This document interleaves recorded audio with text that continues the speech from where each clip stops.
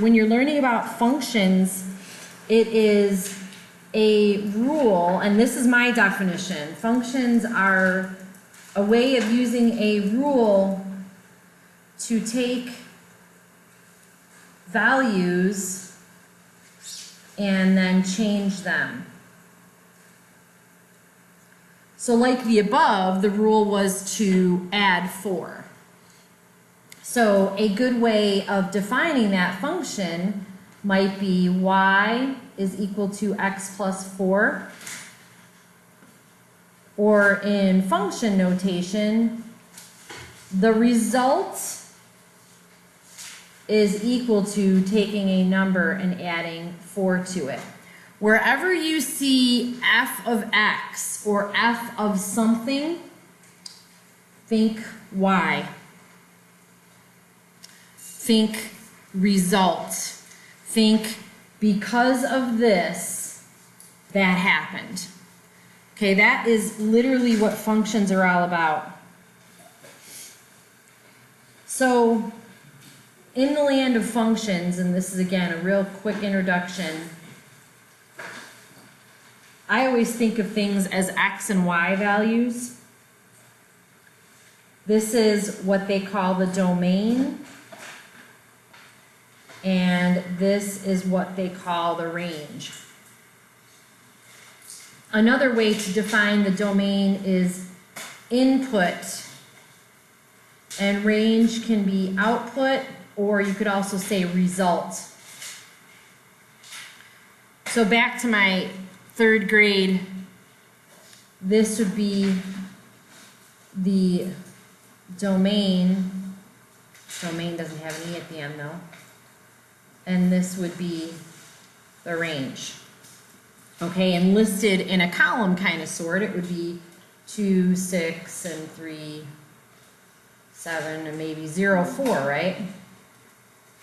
Those might just be a couple of examples of ordered pairs that would satisfy the above function that you didn't realize you were learning back in 3rd grade.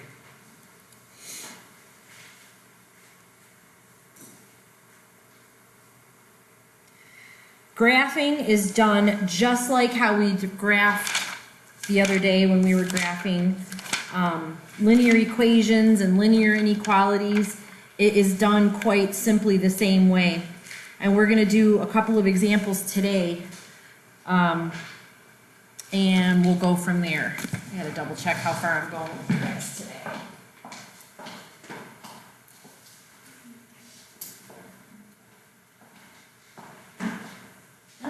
Whole Megillah. Okay. All right. So here's my example 1. Again, it's similar to the book. I continue to play that. We're doing it the same. Book has its own set of examples that are related. So if you need yet another example 1, obviously you can go back to your textbook example 1.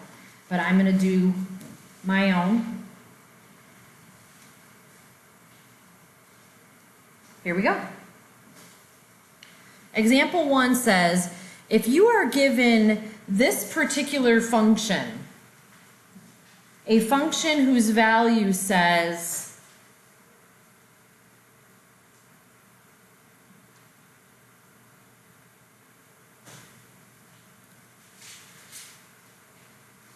I don't like that example. That's actually example 2. Let's start over. Yeah, I'll use this. I just changed it a little bit. If you are given this, and you have a range, I'm sorry, you have a domain, the x values, that includes 0, 1, 2, 3, and 4, find the range. If you are given this function, find the range, and you know what? We're also going to graph it. And I'll show you that. Now, when they write it all stretched out like this is kind of, this sort of looks like the oral exercises look kind of like this. The written exercises, the first 12 problems are this. 13 through 24, you're just graphing it. And notice I have you guys doing 1 through 24 all. If you guys want to give me the range and graph all in one chunk, that's fine. But the way the assignment has it broken up, they have you 1 through 12 first giving the range, and then 13 through 24 graphing. And I just think that's kind of dumb. So if you guys want to just graph and give the range all in one. So what it would look like is what I'm about to share with you. So what this literally is saying here is this function is defined by -1/2 of x added to 2. And if I were to write it as a linear equation using a y value, Cyber Monday, everybody. Using a y value, you could think of it this way. Y is equivalent to -1/2 x plus 2. And if this type of notation bothers you, write it like that. Don't ever worry. Just in your brain, this means that. Now I've given you the domain. What did we say domain was? X or Y? Input or output? It sure is. It's X. I'm going to squeeze it up here. 0, 1, 2, 3, and 4. So if that's true, that's the X. In function notation, they would call it the output, the f of x, the result. They might write it just like that.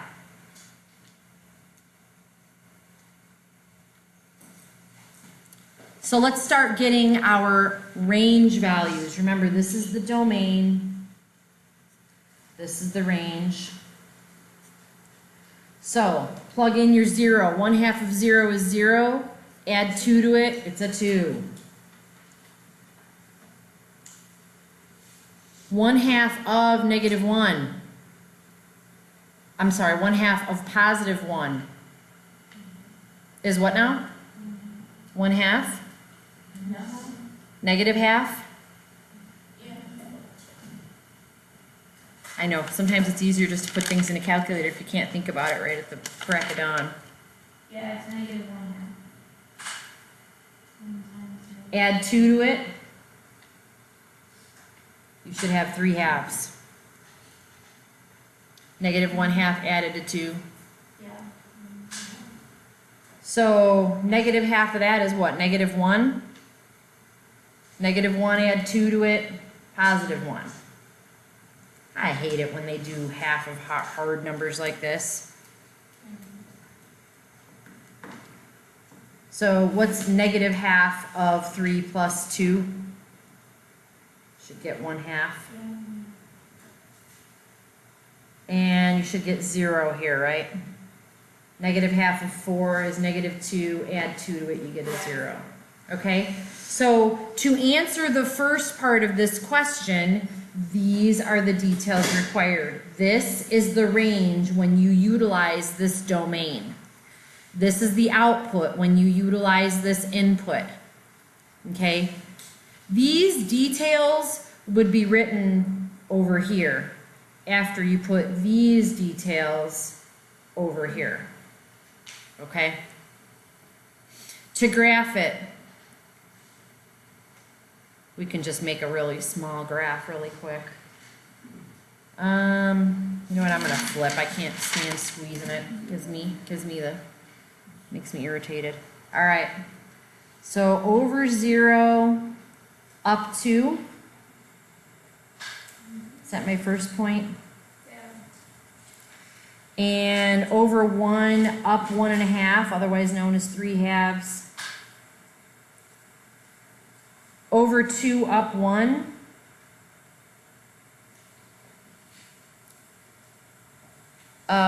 Over 3 up 1/2. and over 4 up 0. If I had graphed it on a real graph, it would look like a straight line.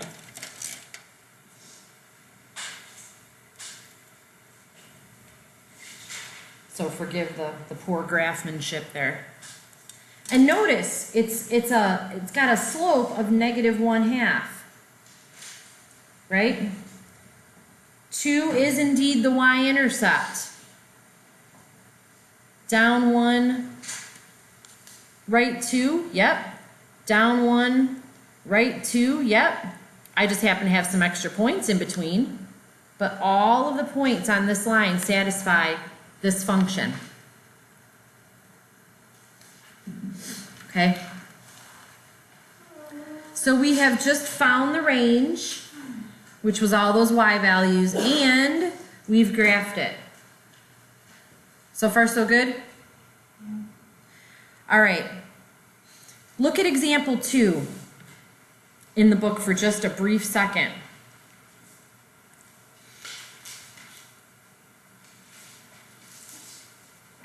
Give you just a quick second, and then I'm going to write out what I'm doing here.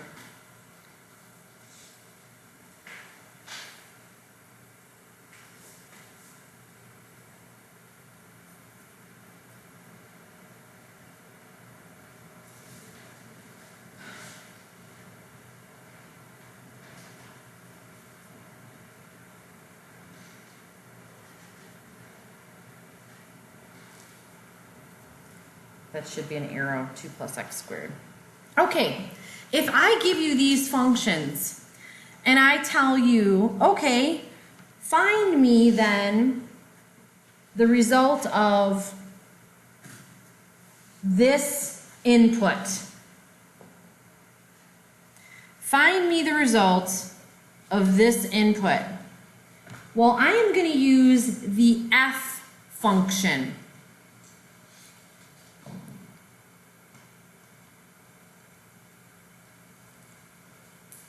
Oh, that should say g of x, silly me.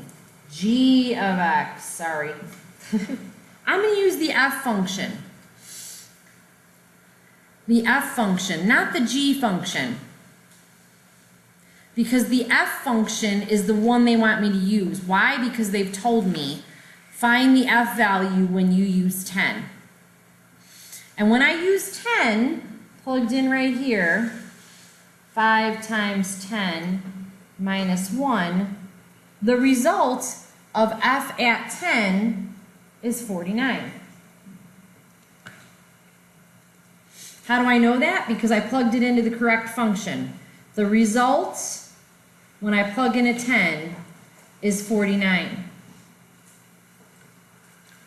Or maybe I might want to know from the g value the result when I plug in a 7. I can do that. 2 added to 7 squared. What is it, a 51? Hope so. I used the g function because they told me to use the g function.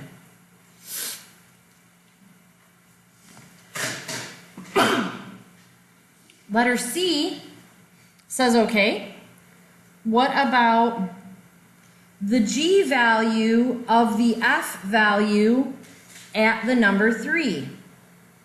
What in the world do you do? Start from the inside and work your way out. So step 1, find the f of 3. That means 5 times 3 minus 1.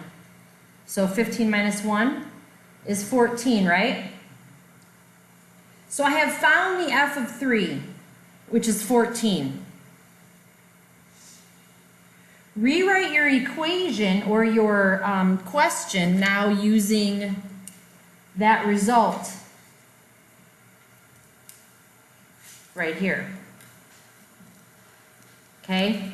First, you found the f of 3, which we have. The f of 3 is 14.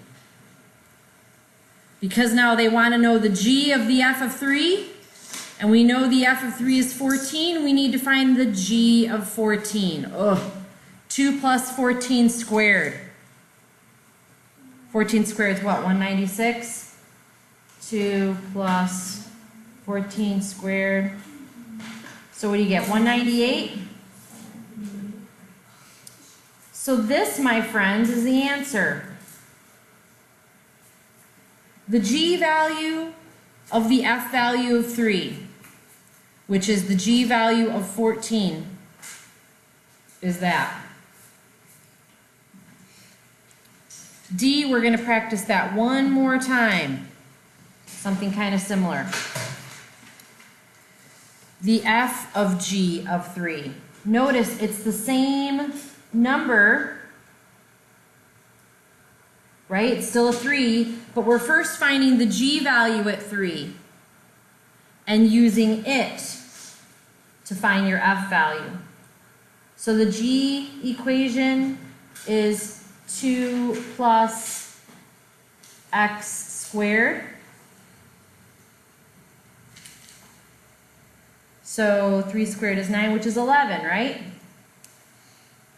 Take that, plug it in there. Use it to encounter the appropriate f value. The result of inputting 3 into the g function. There we have the f function now using the 11. So it's 5 times 11 minus 1. Isn't this fun? 5 times 11 minus 1. Yep, very good. Yep. No, you're right, Percy, 55. Yep, minus 1. And there's your answer. I tried to get it. So that's what they're looking for. When you have to deal with two things, first you find the innermost one, or 3 things. I don't think they do any that big. 3, I don't think they do. Now they can use all kinds of different things. Like you're going to find they might use Greek letters. Go to page 144 for a minute. Anybody know what that Greek symbol is in number 6? I don't know. Let's just say it's sigma, which it's not. They're calling that function sigma. The sigma of x is defined by taking the the domain and putting it in where x goes. The rest of them are pretty normal. K, big H, S, little h. All you do is plug in numbers, guys. That's all you do. All right. That's example 2.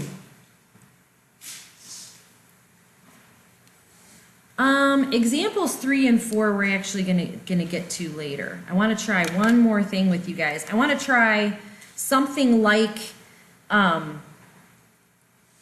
numbers 11 through, actually, yeah, oral number 11. Let's do oral number 11. Do this one with me. I want you to be able to recognize this because this is something you might see on a test, a standardized test or a ACT.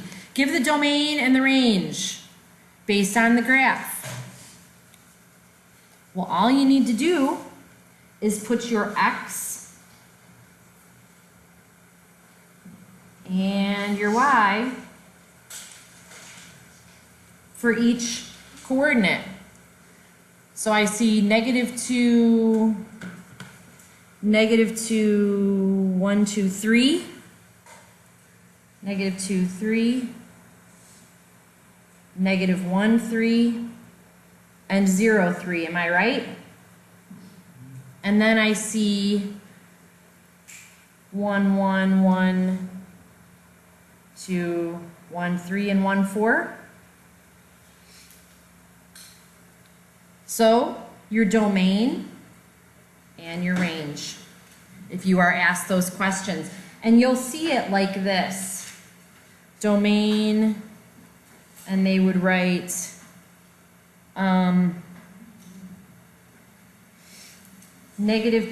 -1, 0, and 1.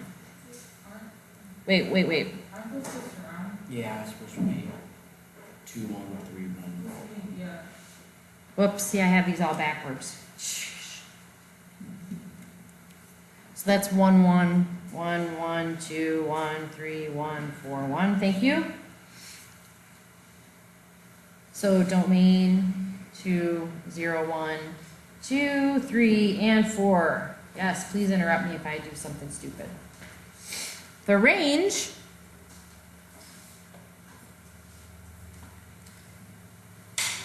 is 1 and 3. That's it. You don't write the 1 47 times. 1 and 3. Anytime something repeats, you don't have to write it a bunch of times. So if you ever see that on a standardized test, make sure you know that domain is X, range is Y. Because that's how they would try and screw you up. And they would do what I did, mixing stuff up like that when they write it down. Like this. If you did this for me, it would be fine. Just know that on, like I said, ACT, SAT, this is how they're gonna, on your multiple choice, they would give them to you this way. They would give you a graph and they would say, tell me the domain. And then they would say, is it this? Is it this? It's to give you a couple choices. So just be able to recognize that this is how it's gonna look. That's it, my friends.